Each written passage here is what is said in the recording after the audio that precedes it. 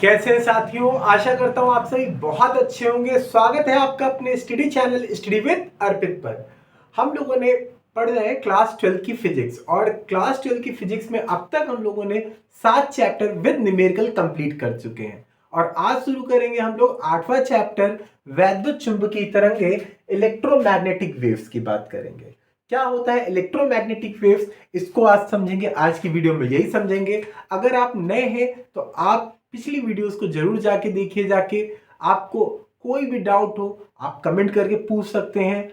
आपके लिए daily videos दिए जाते हैं ताकि आपकी तैयारी बहुत अच्छी रहे और आप लगातार अपने प्रयासों के साथ साथ अच्छा स्कोर कर पाए। तो इसीलिए हमारा प्रयास रहता है कि आपको अच्छे से अच्छा कंटेंट दिया जाए और आप अपनी तैयारी में बहुत ज़्यादा निपुण हो जाए और बहुत अच्छे से आप अपने पेपर्स को करें। तो ज़्यादा समय नहीं बचा हमारे पास, तो शुरू करते हैं और समझते हैं क्या होता है विद्युत चुंबकीय तरंगे इलेक्ट्रोमैग्नेटिक वेव्स। क्या होता है इसको समझते हैं। क्या लिखा है देखते हैं। देखिए यहां पर लिखा है समय के साथ साथ बदलते युग्मित विद्युत और चुंबकीय क्षेत्र के दिक् स्थान में चुंबकीय विक्षोभ का संचरण करते हैं। ठीक है। और यह विक्षोभ द्विक स्थान में द्रव की अनुपस्थिति में संचरित होता है। इस विक्षोभ को वैद्युत चुंबकीय तरंग कहा जाता है। तो ये तो इसकी डेफिनेशन है। ठीक है, ये क्या है, इसकी डेफिनेशन हो गई। और डेफिनेशन के बाद अगर हम बात करते हैं, इसकी बात करते हैं कि ये क्या लिखा है, इसको समझना है। तो इसको समझने के लिए हमें क्या करना पड़ेगा, हमें एक जो है 3D फिगर ड्रॉ करना पड़ेगा। 3D फिगर क्या कहता है, देखिए जैसे ये हम लोगों ने एक फिगर ड्रॉ करा। ये 3 एक्सेस है हमारे पास, एक्स वाई और जेड। क्या है, एक्स है, वाई है और जेड है। ठीक है, एक्स वाई जेड हमारे पास 3 एक्सेस दिखाई दे रहे हैं। ये एक्स एक्सेस हो गया, ये वाई एक्सेस हो गया और ये जेड एक्सेस हो गया। जेड एक्सेस हो गया हमारा। अब क्या होता क्या है, जैसे कि कोई परिपथ है और उस परिपथ में हम उसकी आवृत्ति में जो बहने वाली धारा है उसकी आवृत्ति में बार बार परिवर्तन करते हैं। तो जब बार बार परिवर्तन करते हैं तो उसके चारों ओर क्या होता है, वहां पर चुंबकीय क्षेत्र और वैद्युत क्षेत्र उत्पन्न हो जाता है। जब हम उसकी आवृत्ति में बार बार परिवर्तन करते हैं तो चुंबकीय क्षेत्र और ये क्या होता है, वैद्युत क्षेत्र उत्पन्न हो जाता है चारों ओर, जो कि दोनों एक दूसरे के क्या होते हैं, लंबवत होते हैं। दोनों एक दूसरे के क्या होते हैं, लंबवत होते हैं। तो यहाँ पर जो तरंगे उत्पन्न हो रही होती हैं बार बार आवृत्ति में परिवर्तन करने के कारण, तो उन्हीं को ही हम लोग बोलते हैं वैद्युत चुंबकीय तरंग बोलते हैं। जैसे कि यहाँ पे हम दिखाते हैं, देखिए ठीक है, सॉरी, देखिए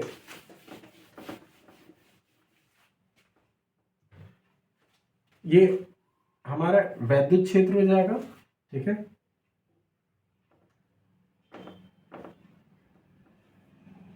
ये हमारा वैद्युत क्षेत्र हो गया। ठीक है, ये चुंबकीय क्षेत्र हो गया और ये हो गई तरंग संचरण की दिशा। ठीक है, तरंग संचरण की दिशा दिशा तो देखिए यहां अगर बात करते हैं,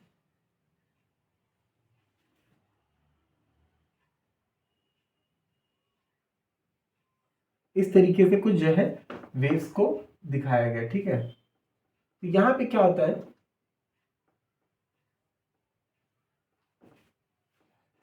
तो यहां पे क्या हो रहा है, ये दोनों एक दूसरे के क्या होती है, लंबवत होती है। दोनों एक दूसरे के क्या है, लंबवत है। ठीक है, ये और ये क्या है, दोनों एक दूसरे के लंबवत दी हुई है। ठीक है, तो चुंबकीय क्षेत्र और वैद्युत क्षेत्र दोनों क्या होता है, एक दूसरे के लंबवत होगा यहाँ पर। अच्छा बात को समझिए, यहाँ पर क्या कह रहा है, बात को कह रहा है कि यहाँ पर जो हमारे पास तरंगे उत्पन्न होती है, इन तरंगों के लिए माध्यम की आवश्यकता नहीं होती है।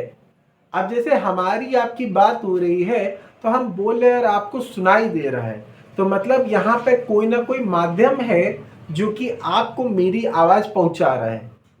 ठीक, और यहां पर अगर सेम कंडीशन में क्या हो, सेम कंडीशन में ऐसा हो कि हम बोले और आपको सुनाई न दे, क्योंकि जब माध्यम अनुपस्थित रहेगा तो चीजें आपको सुनाई नहीं देंगी।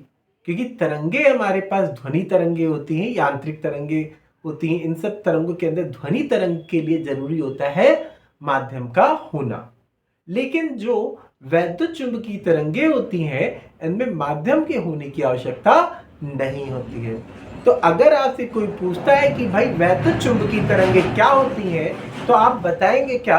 आप कहेंगे कि जब किसी परिपथ में जो है उसकी आवृत्ति में, धारा की आवृत्ति में बार बार परिवर्तन किया जाता है, तो परिपथ के चारों ओर क्या होगा? वैद्युत चुंबकीय तरंगे उत्पन्न होने लगती हैं। वैद्युत चुंबकीय तरंगे उत्पन्न होती हैं और इनके लिए क्या होता है? निर्वात में भी ये चल सकती हैं। इसके लिए माध्यम की कोई जरूरत नहीं है। माध्यम हो तब भी चले, नहीं है तब भी जरूरत नहीं है। तो माध्यम की आवश्यकता नहीं होती है।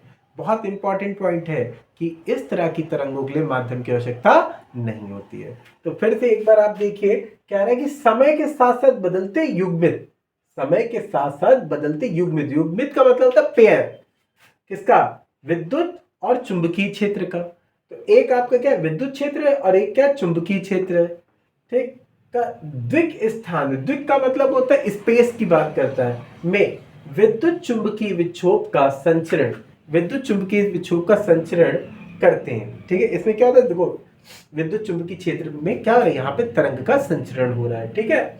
यह विक्षोभ द्विक स्थान में द्रव की अनुपस्थिति में भी संचरित होती है। और द्रव का मतलब माध्यम कह रहा है, माध्यम की अनुपस्थिति में भी ये क्या होता है?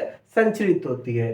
इस विक्षोभ को ही, जो ये विक्षोभ उत्पन्न हुआ, इसी को ही हम लोग बोलते हैं वैद्युत चुंबकीय तरंग कहते हैं। तो ये आपको समझ में आया होगा कि वैद्युत चुंबकीय तरंग किसे कहते हैं। तो आप इसे नोट भी करिएगा, साथ ही साथ आप नोट्स बनाते चलिएगा, ताकि आपको बार बार जो है वीडियो देख के आपको बार बार आके देखना ना पड़े। आप साथ में कॉपी पेन लेके बैठा करिए, ठीक है। तो ये चैप्टर हमने शुरुआत किया है और डेली आपको वीडियोस मिलेंगे। वीडियो अगर आपको अच्छा लगता है तो आप लाइक कर दीजिएगा, शेयर कर दीजिएगा, और अगर नए हैं तो सब्सक्राइब कर दीजिएगा। कमेंट करके बताइएगा कि आपको और किस टॉपिक पे वीडियो चाहिए। Thank you so much.